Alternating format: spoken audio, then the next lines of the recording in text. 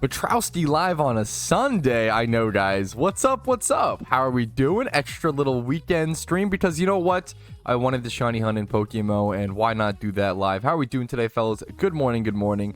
This is technically stream recap 92 if I do even end up turning this into a recap, but I'm mostly just going to be rare shunting today. I mean, if we could break the streak, that would be incredible. Obviously, I'm 61,618 encounters dry.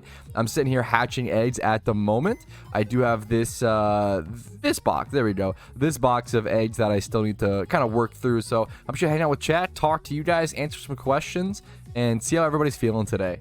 Yeah, most of what I've been doing when I'm off stream and I want to play PokeMMO is just setting up a few breeds. So you can see here I actually set up like I'm not gonna do a breeding extravaganza out of it, but just like some small breeds for profit. There's like a 2x31. Oh, I just took the brace off that on accident, so let me fix that. But like a 2x31 Ninjast breed, some alpha breeds in here. Arcanines, Yamegas. This might be like a 4x31 or a 5x30. Yeah, it's a 4x31 breed coming out, honestly. And then some stuff over here, some Porygons, Alpha Ditto breeds, like kind of just stockpiling. It's fun to do that stuff and then do all of those breeds on a charm.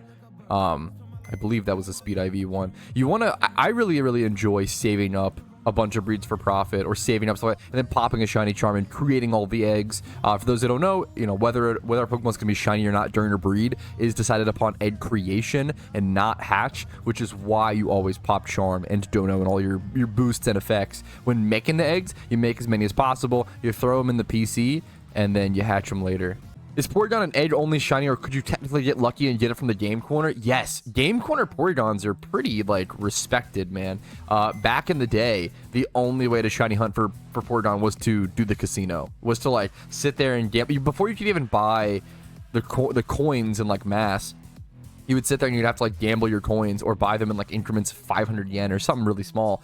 And back in the day, the strat was to buy Porygons from the game corner. Still, the main way that like Porygons come into the game is from game corner and swarms. That's it. There are no wild Porygons. So the only way Porygons come to the game is from game corners and mostly swarms. We can actually just check the Pokedex to like straight up see where most Porygons are coming into the game from. If we go ahead and do like start date, these are all gonna be, let's do like a level 26 one, caught at Route 7 in Kanto. Like this is a swarm, you know, most of them are gonna be swarm based, I'm pretty sure. I wonder if I could find one from this one says Celadon City. That might be game corner, which is pretty interesting. I feel like it's pretty rare nowadays you see them from the game corner. Very few people. I mean, why would you spend your Pokeyen? That one's hatched. Why would you spend your Pokeyen just to you know, get it from the game corner, right? It seems kind of funny. It's such a huge, it's expensive, man. It's a huge loss of Pokeyen. That's kind of cool that people are using eject button on Gigalith and NU. That's like the most used. You very rarely see eject button have like competitive viability, especially in singles. In VGC it's a little bit more common, but in singles, like eject button being the most used item is pretty rare. That's pretty cool to see. I assume it's obviously just to switch them in, get sand set up, and then get immediately switched out by eject button and kind of getting that. Since you don't have access to like U-turn or anything, obviously, any other way to switch in a Pokemon to get use out of that sand after Gigalith sets it. That's pretty interesting. Trick Room Gigalith hits like a truck. I mean, that is true. It's a pretty powerful Pokemon. Isn't its base stat attack like 125 or it's like a pretty high, right? Yeah, 135, even higher. Trick Room Gigalith could go absolutely hard. You're not wrong. I will say, most of the reason, from my understanding, people run Gigalith and NU is to combo it with Stoutland, which is so funny because Sand Rush. Stoutland with Sand Rush actually goes ridiculously bonkers, which you wouldn't think about. But this Pokemon with this bulk stats, this big puppy boy, like he goes kind of hard in Sand. It's pretty shocking to see. To the point where like Gigalith almost always gets banned back up to UU because Gigalith Stoutland is too powerful in NU. Any word on when raids are going to be released? Nothing new, man. No new information. I always cover stuff like that really aggressively. If there is any news, I will make a video on it like within minutes of that post coming out. So as long as you're subscribed and ring the bell notification, you won't miss out on information like that. I will always try to keep you guys super updated and watch the forums for stuff like that. To be fair, what I could do, this is kind of why I don't end up using my Ponyta that much, even though it's my shiny flame body Pokemon, because what I'm going to do is I'm actually going to go switch it out for my Chandelure, and I am going to go ahead and just go check honey trees. Like obviously, like I have to kind of keep my egg ticks. I'm not really gonna worry about it, but like it's more efficient if you just sit here and hatch eggs. Technically, if you like counted the egg ticks. For those who don't know, egg ticks are like essentially every, I think, minute and a half, or every like 30 or 45 seconds, something like that. You have a tick that will knock down your egg one tick essentially and make it closer to hatching. And eggs have like 3 or 4 ticks that need to be registered essentially.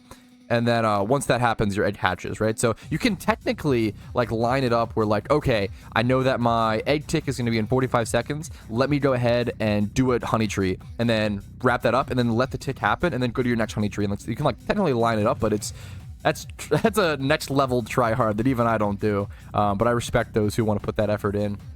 I'm going to go ahead and just go check my honey trees while the eggs are hatching. Double Apom encounter is nice to see. Which Pokemon player has the most hours? I don't know, obviously off the top of my head, but I like the question. It's a good question. I know of players that have, I think I've seen 20,000 hours is like the most I've seen, probably around that.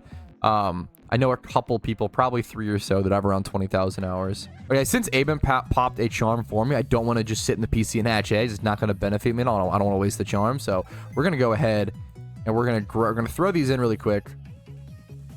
Grab the Pokemon that I do need, which I think I stuffed over in this box. You have these guys. I try to keep it organized to some extent so I can just quickly grab stuff and then get back into the fight, you know.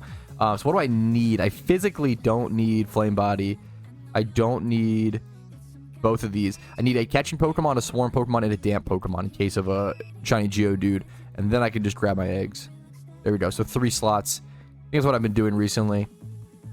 We're going to head back up north, and I'll pop a lure up here at the Sudowoodo spot as per usual. Low-key want to wait until next Christmas event to keep egging for the free 20% boost. Dude, I'm going to be honest. I really hope it doesn't return. I don't think that will return. I would really encourage players to not, especially at this, it's only, you know, we're at month 5. We'd have to wait until December. We're at May, right? We're a long ways away from, if you're waiting 7 months just in case they drop that 20% boost, that's pretty drastic.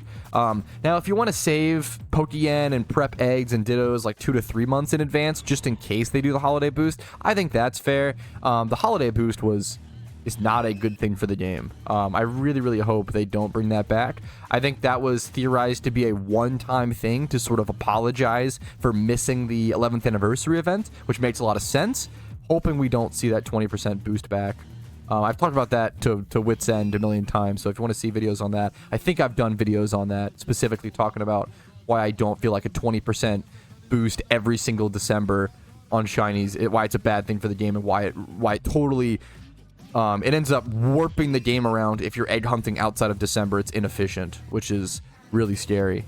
Because we've waited 6 months after a 20 to 40 hour grind to get the Wishing Stone, I feel like it's going to be hard to implement a mechanic that makes the Wishing Stone fair while also being balanced. 100%. I mean, you're not wrong. I don't know if the wait really factors in. I don't think like waiting 6 months should factor that in. But even when Wishing Stone immediately released, that was a huge thing we talked about, was like, what reward could they give you for getting Wishing Stone that doesn't exclude players too much that didn't, but also rewards you for doing a 40-hour grind? And honestly, that's a tough answer.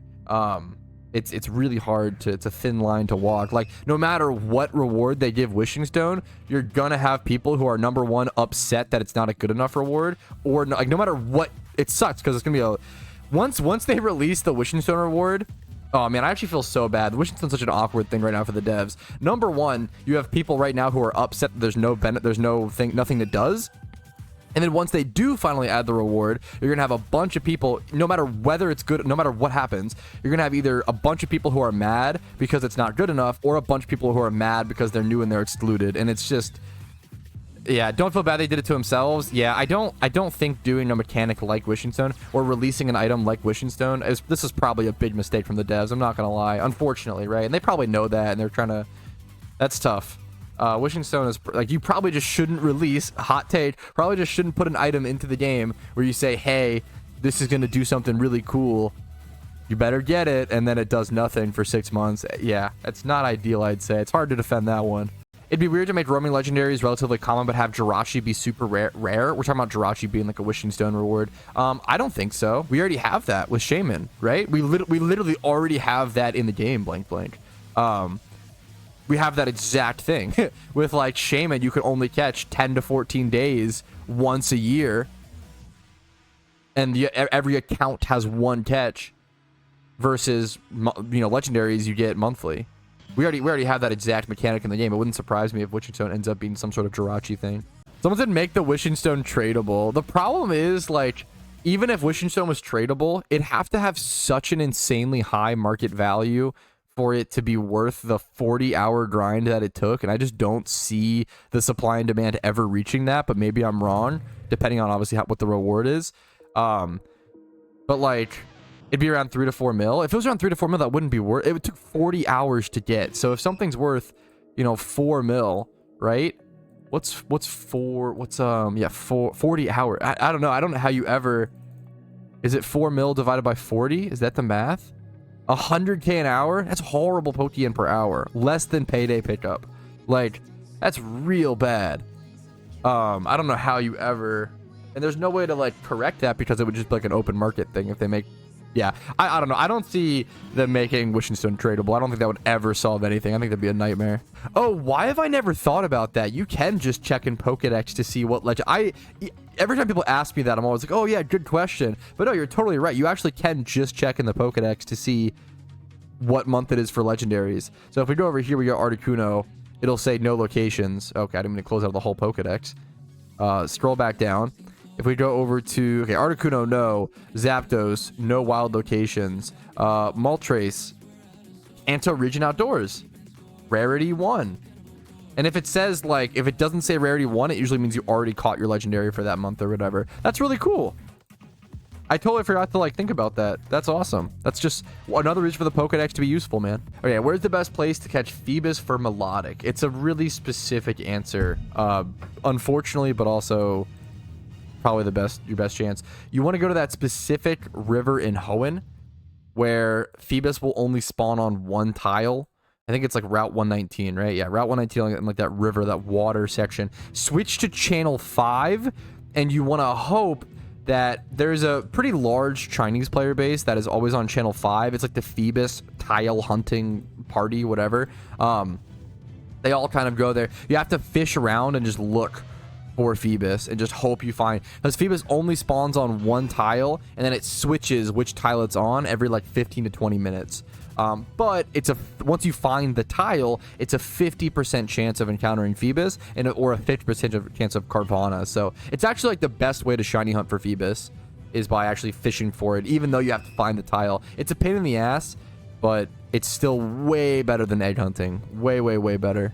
Yeah, alternatively, what you could actually do is if you have a melodic that you caught from an alpha swarm and it's your OT, you could actually just breed down that melodic and that will give you your Feebas OT. But that's only if the melodic is like your OT. If you buy a melodic because you have melodic caught OT and you try to breed that down, that won't give you the Feebas. It has to be like, it has to still have your OT from when you caught it in the wild or whatever. So yeah, that's probably a lot better option.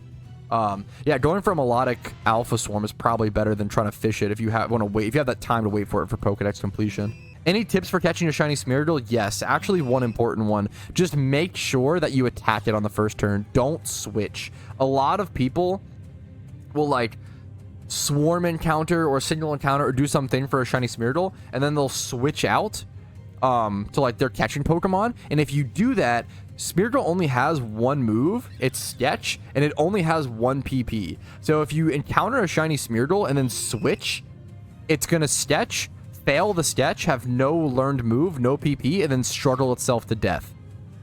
So please make sure that if you encounter a Smeargle, whatever you do, use some sort of attacking move turn 1. Probably not Explosion. Probably like do like False Swipe.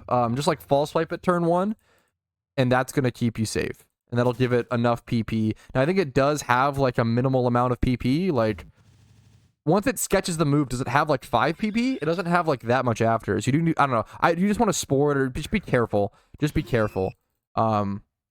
Just be careful. Here, I do actually love this question. Do you consider yourself to be a top player? like what do you need to reach that, or generally what are the best players typically have. It just depends on the category. Like PokeMMO is such a deep game that it just depends on what you mean and how you define. Firstly, how do you define top? Like what percentage, what number of players? Some people will say yes, some people will say no, I'm not. Like it just depends what your definition is, and then it depends on the category. Like, am I a top PvP player? Absolutely not. That's an easy one, right? Absolutely no. Am I a top general game knowledge player for PokeMMO? Probably up there. Probably like, you know, top 1,000, top 10,000, I don't know, something like that, right? Am I a top shiny hunter? Probably. That one depends as well. How do you define it? It really just depends. Like what kind of kind of player? There's just so many different types of players. There's vanity players, there's community players who are focused on engaging on the forums and helping the game. There's balancing players and PvP players who focus on tier council stuff. There's just so much. There's so many ways to play the game, dude. That am I a top tier PVM player? Probably not. You have people like Cav and Cabbage putting out those raid guides and doing stuff like that. Like there's just so many, you know? There's just so many types of players. So I'm probably the top in some categories, but you can't be the top in everything. You just not enough time in the world to be good at everything, right? It's pretty rare. We don't take another analogy to RuneScape, but like it's why we have categories of players. We have the skillers, we have the PVMers, we have the PKers, right? Like it's pretty rare you find someone who's like really, really good at PKing, who's also really, really good at skilling, and really, like, you don't find someone who does all three really, really well. Or if they do all really, really well, they start to you can't ever be the best, because then you're splitting your time up, you know. It's you know, you can only do so much. But I always say, like, for example, if I spend 10 hours a day shiny hunting in PokeMMO and then like 6 hours playing PvP, for example, which I obviously don't do, but if I did, I'm never gonna be like the best PvP player, or maybe even I'd maybe get top 100, but like after like years and years and years, because those other PvP players are just playing, even if they play 8 hours a day, even though I'm playing PokeMMO 16 hours a day at that point, if they just put 8 hours a day into the game and just put it into PvP, they're always gonna be ahead of me, you know. So it's just, yeah, you can only be so good at so many things. I'd say I'm a top player in some aspects, but very not in others, which is awesome. Hey Pat, I recently reached Ho-Oh in Johto, and I was wondering if there's a strategy. I've been struggling to beat him with the badge caps. Dude, the first Johto Ho-Oh fight is really tough in my opinion, like underratedly. Like Johto's the hardest storyline in my opinion, because you have 2 boss battles. I think Johto has the easiest Elite Four, but it's because you have the Gyarados boss fight on Lake of Rage, and then you also have the Ho-Oh boss fight. The real thing with Ho-Oh is just rock type moves. You've got to be using like Rock Slide, especially Rock Slide, because it summons ads, right?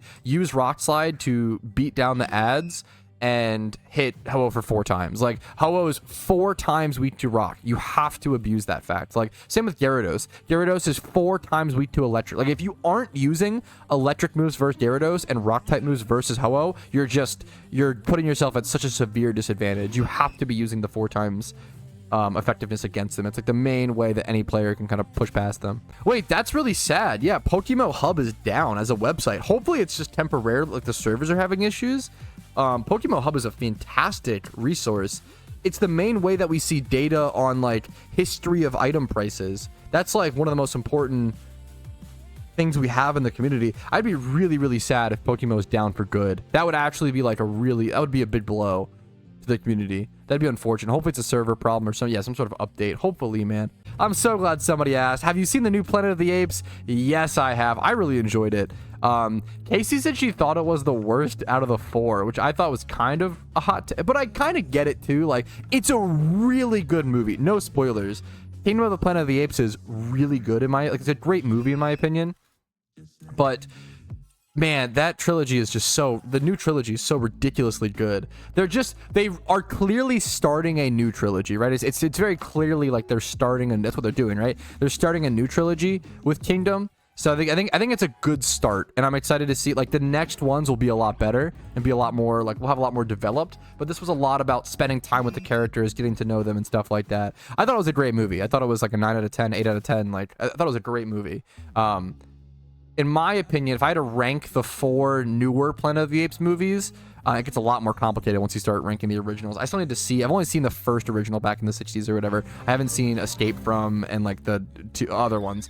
But if I were to rank the 4 new Planet of the Apes movies, not the Mark Wahlberg one, it would be my ranking would go the second one first. So that's Rise from. I think Rise of the Planet of the Apes is my number 1 movie in the new quadrilogy. Sure, yep. And then War of the Planet of the Apes is ranked number 2, which is number 3 in the series. This is so confusing. And then my third best would probably be the new one, Kingdom. I think the first one, is it Rise of? Is Dawn the second? No, I'm getting confused. Rise of the Planet of the Apes. The first one with what's his name? Franco or whatever. James Franco. That movie's great, but I think it is just slower and less dramatic and impactful than all the rest of them because it's just the setup, right? So I think that one's probably the weakest out of the 4, even though it's still a fantastic movie. The Planet of the Apes, it's just, they're just all phenomenal movies. They're just all super, super, super good. Yeah, I've heard people talk, I don't really understand this in fully. I haven't researched it, but apparently there was something that changed with the iOS store where are they allowed to put emulators or something on the store now? Or I'm not sure. Something happened to where a lot of people think that PokeMMO might be able to be a lot more easily downloadable here in the future regarding the iOS store, which would be a pretty big deal. PokeMMO is playable on iOS, but you can't it's not in the App Store. You have to sideload it, right? So you can't find it in the App Store. How many games have you guys found? As I've gotten older, I don't do this, but growing up when you got your first smartphone, a lot of what you did was browse the App Store and see what games those popular games are and see what people are playing, right? And then download those and try those out. If PokeMMO was showing up in people's hey, top 10, RPGs on mobile, that's a big deal. That is a massive deal for how many more new players would try it. That'd be a huge deal. Now, I don't know how viable that is.